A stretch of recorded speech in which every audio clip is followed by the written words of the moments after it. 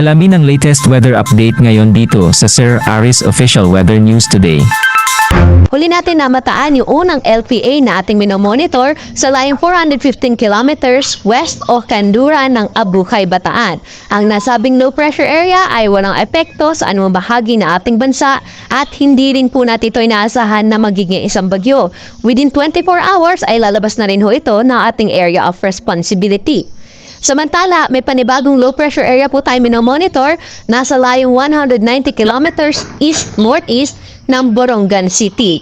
Ang nasabing low pressure area din ay hindi po natin inasahan na magiging isang bagyo, ngunit magdadala po ito ng mga kalat-kalat na pagulan, mga pagkidlat at pagkulog sa bahagi ng Caraga, pati na rin po sa may Eastern Visayas.